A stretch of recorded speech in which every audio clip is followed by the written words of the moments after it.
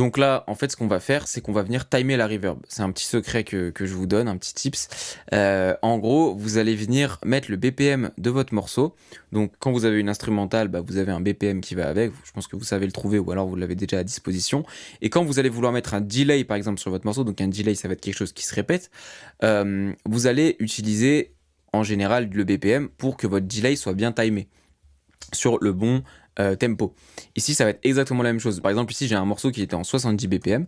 Je viens mettre mon BPM et ici, selon le type de pièce que je veux créer, donc imaginons, je pense que moi, ce qui peut être intéressant avec ce morceau-là, c'est de faire une small room. En général, c'est les choix que je vais utiliser.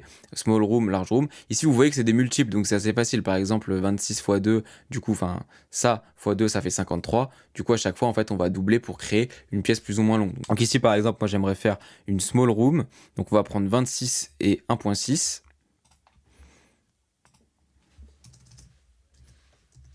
Donc 26 de pré-delay, 1.6 de decay, 1.6 de decay, et là, normalement, on devrait avoir une reverb plutôt clean. Donc ici, par exemple, je vais faire l'essai, je vais mettre à 30% et je vais mettre l'instrumental. Et maintenant, je vais venir descendre mon mix.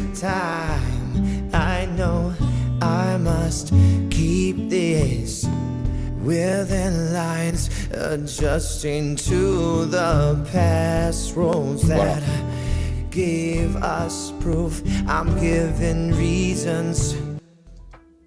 Du coup là j'ai une reverb parfaitement timée avec une pièce parfaite qui est basée sur le BPM et du coup bah, ça va vous permettre d'avoir une reverb beaucoup plus clean.